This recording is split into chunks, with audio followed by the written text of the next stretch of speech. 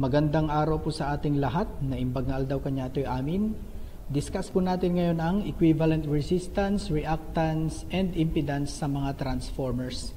Since kung tayo ay magkukompute ng percent voltage regulation sa mga transformers, it is convenient to combine ang mga resistance at reactance voltage drops na nabubuo sa primary at secondary sides ng mga transformers.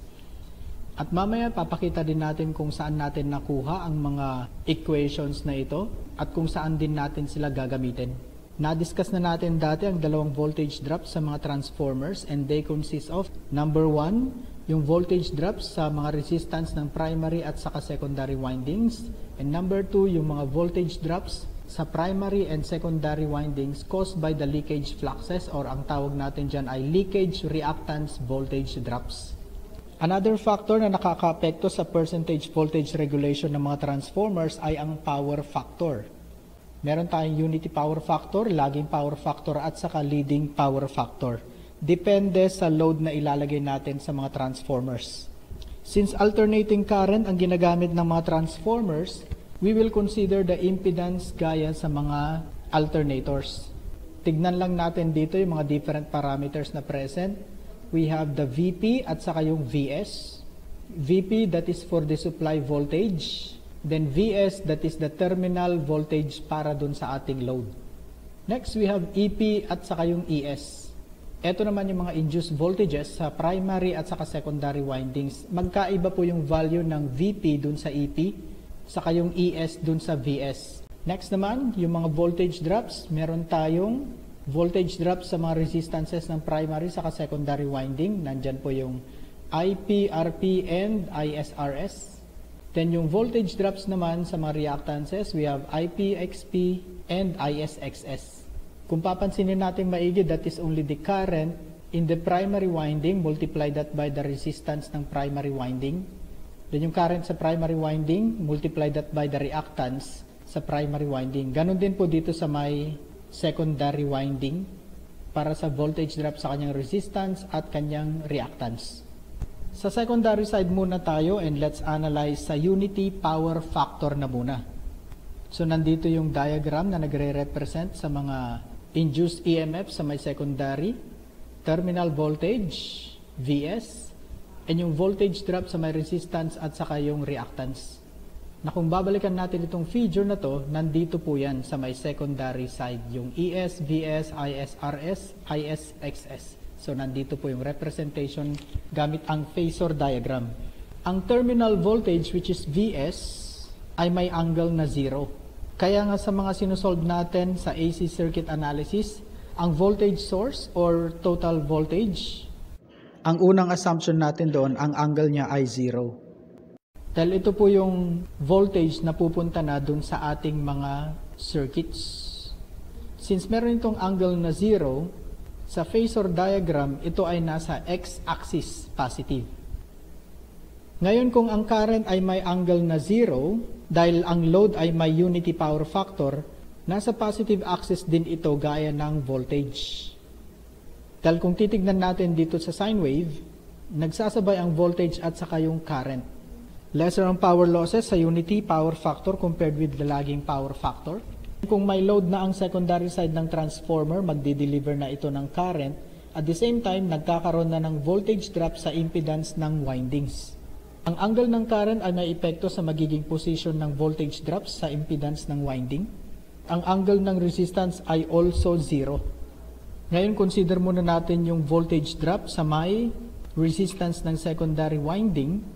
Multiply that by the current of the secondary winding, that is ISRS.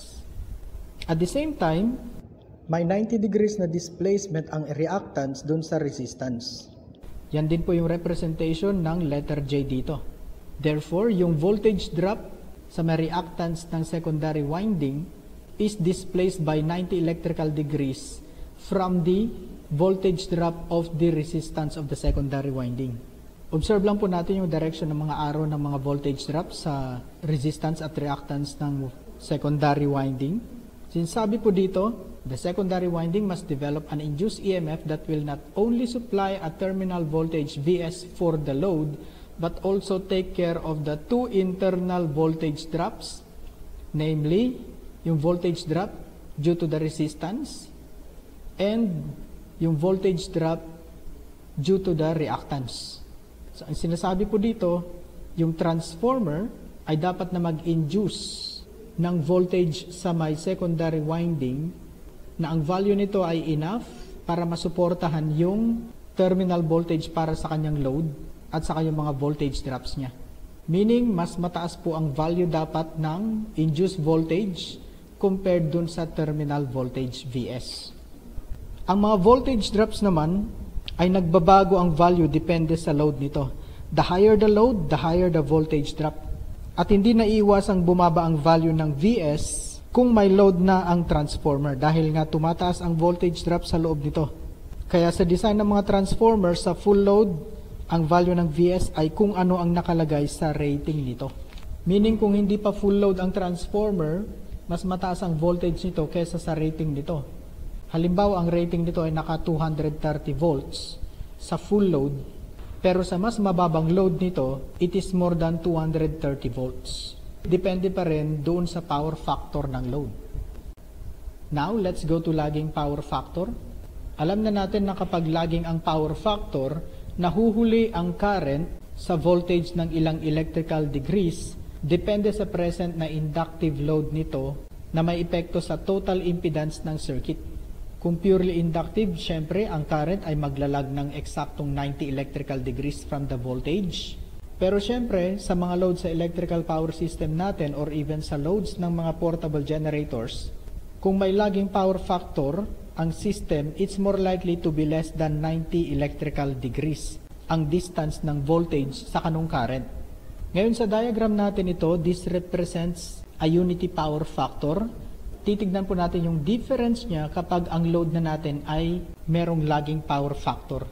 Sa phasor diagram, ang direction ng current ay wala dito sa may zero. At meron itong direction na pupunta sa may clockwise. Dahil alam natin kapag current na lagging, ang angle nito ay negative. So positive dito sa taas, negative dito sa baba.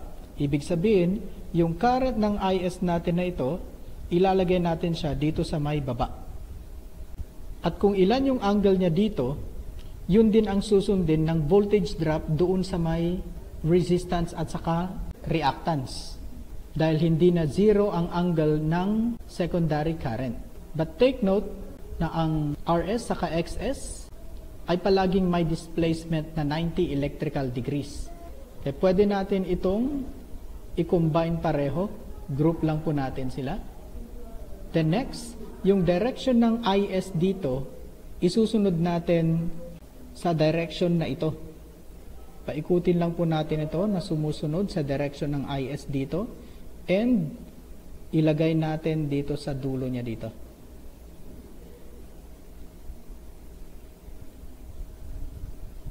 Then, ang magiging bagong value ng ES during lagging power factor ay mula dito sa 0 papunta dito sa may dulo ng reactance voltage drop. Check lang po natin.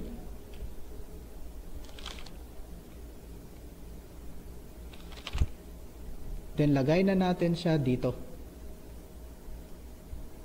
Ito na po yung bagong value ng ES or induced voltage doon sa may secondary winding. Kung i-compare natin yung value neto doon sa value ng ES during unity power factor, mas mataas ang value ng ES ngayon compared kaninang unity power factor. Kaya ito na po yung magiging bagong phasor diagram natin para dito during inductive loads na merong lagging power factor. Compare naman natin ngayon ang difference ng unity power factor doon sa may leading power factor. Dito pa rin tayo magbe-base sa may phasor diagram ng unity power factor at tignan natin yung pagkakaiba ng value ng induced EMF ES sa leading power factor at saka unity power factor. Alam natin na kapag meron tayong leading power factor, ang current naman ang nauuna kaysa dun sa may voltage. Pero yung voltage, ang consideration pa rin po natin dito ay nag-uumpisa siya dito sa may 0. Ang current naman ay naunang napunta dun sa kanyang maximum value compared dun kay voltage. Ibig sabihin, pagdating natin dito sa phasor diagram, itong IS, since kapag meron tayong capacitive load or leading power factor, ang current nito ay meron siyang angle na positive. So, ang magiging direction niya dito sa phasor diagram ay counterclockwise. So, mula dito sa may 0, magka-counterclockwise ang current natin. Halimbawa, ito yung kanyang angle. Then next, isunod natin yung voltage drop sa may impedance ng transformer. Ipareho natin yung direction ng IS dito sa bagong direction niya. Approximate lang po natin. Then next, idikit natin siya dito. And tignan natin yung magiging bagong value ng induced EMF sa may secondary winding. Okay, so ito, lagay natin dito sa dulo and kung papansinin ninyo, mas maliit na po yung kanyang value compared dito sa value ng unity power factor.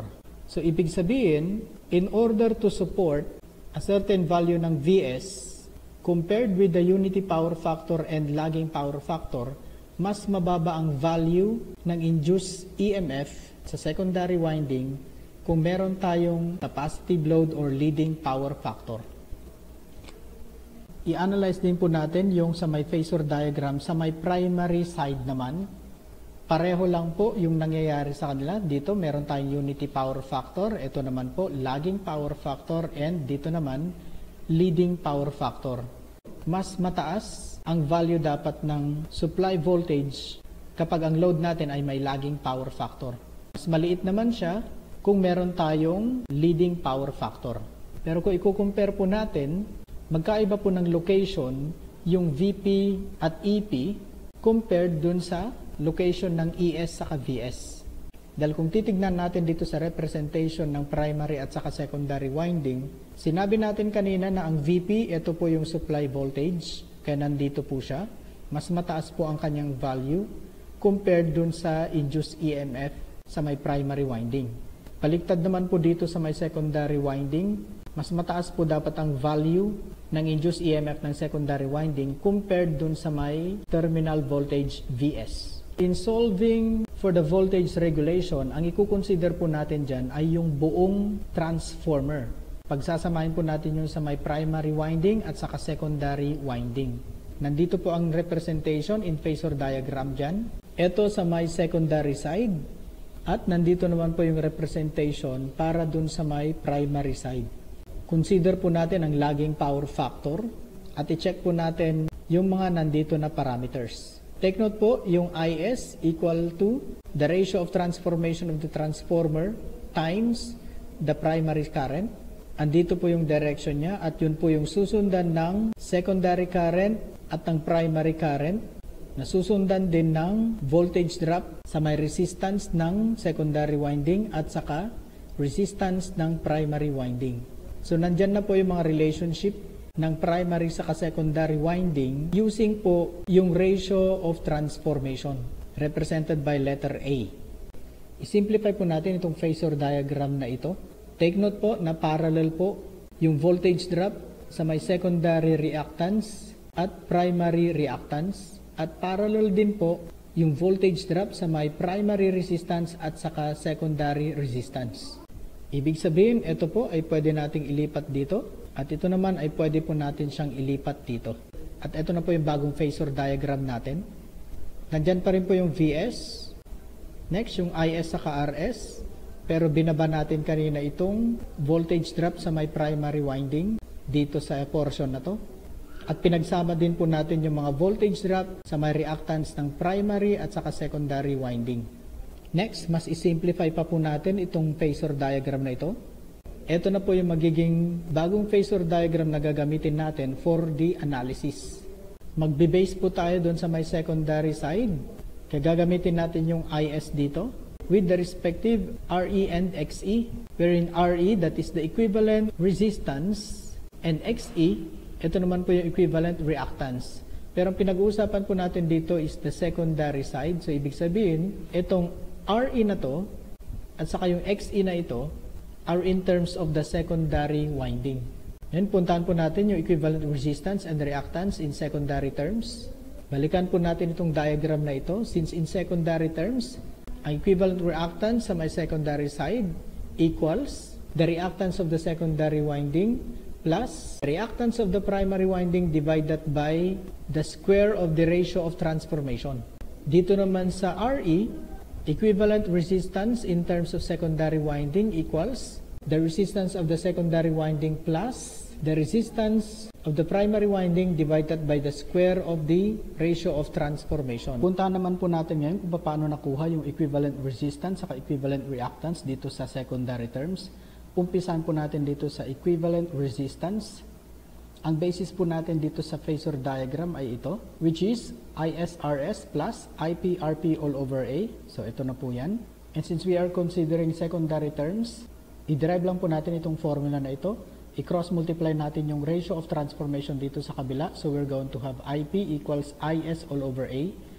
Na isusubstitute natin dito. Kaya magkakaroon tayo ng ISRS plus IS all over A times RP all over A. Simplify natin ito. A times A, that is A squared. Kaya magkakaroon tayo ng ISRS plus ISRP all over A squared. Now, factor out po natin yung IS dito. Kaya magkakaroon tayo ng IS times the quantity of RS plus RP all over A squared. So, ito na po yung equivalent resistance in secondary terms. Puntahan naman po natin yung equivalent reactance in secondary terms. Paano nakuha ito? From this phasor diagram, dito naman po tayo. Meron tayong ISXS plus IPXP all over A. So, ito na po yan. Again, substitute natin yung IP na nandito, IS all over A, dito. Kaya magkakaroon tayo ng ISXS plus IS over A times XP all over A. Again, A times A, that is A squared. Kaya meron tayong ISXS plus ISXP all over A squared. Factor out ulit natin yung IS. Meron tayong IS times the quantity of XS plus XP all over A squared. So, eto na po yan. Punta naman po natin yung equivalent resistance and reactance sa primary terms. Ito po yung mga formula na gagamitin natin para dyan. Then, let's try to derive kung paano po ito nakuha. So, mula dun sa phasor diagram natin, ISRS plus IPRP over A. Substitute natin ngayon yung IS, which is equal to AIP dito. Kaya magkakaroon tayo ng AIP times RS plus IPRP over A. Kunin natin yung common denominator nila. That is A. Then, A times AIPRS magiging A squared IPRS and i-add natin yung IPRP. Factor out natin ngayon yung IP tapos itong A, which is IP over A. Multiply that by A squared RS plus RP na makikita na po natin dito. Ito yung equivalent resistance in terms of primary. Sunod natin itong equivalent reactance in the primary. Based pa rin tayo dun sa phasor diagram kanina, which is ISXS plus IPXP over A. Substitute pa rin po natin itong IS, which is AIP dito. So, magiging AIP times XS plus IPXP over A. Kunin ulit po natin yung common denominator dito, that is the ratio of transformation, A. And A times AIPXS magiging A squared IPXS. Then, add natin yung IPXP dito. And factor out pa rin natin yung IP over A. So, meron tayong A squared XS plus XP. So, eto na po yan. Ngayon, nakapag-derive na po tayo ng mga equations and formulas. Let's have a simple sample problem. We have a 25 kilovolt amperes, 2,300, 230 volt distribution transformer has the following resistance and leakage reactance values. Resistance sa may primary, that is 0.8 ohms. Reactance sa primary, 3.2 ohms. Resistance sa may secondary, 0.009 ohm. And reactance niya, 0.03 ohm. Calculate the equivalent values of resistance, reactance, and impedance in secondary terms and in primary terms. Una muna dito, kukunin po muna natin yung ratio of transformation, which is A. Ang formula po dyan, the voltage in the primary supply divided by the voltage in the terminal. Ang values po nito is 2,300 and 230 volts. This will give us 10, which So yan po yung gagamitin natin para dun sa ratio of transformation. So pwede na natin i-compute in secondary terms yung equivalent resistance and equivalent reactance using these formulas. Unahin natin para sa equivalent resistance. At substitute po natin yung mga values dito. Rs, which is 0.009, and Rp, that is 0.8. So 0.009 plus 0.8 divided by 10 squared, this will give us 0.017 ohm.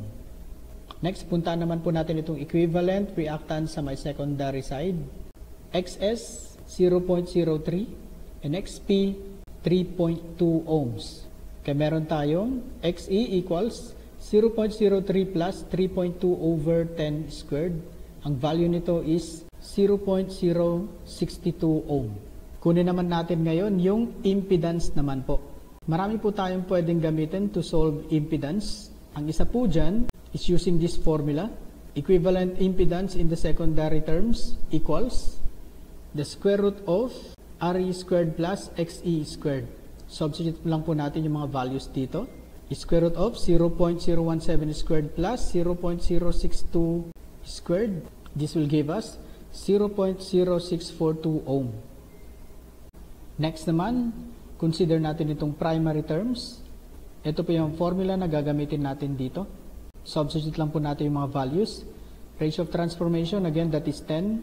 Rs, 0.009 and Rp, 0.8. Substitute po natin. This is equal to 10 squared times 0.009 plus 0.8. Value po dito is 1.7 ohms.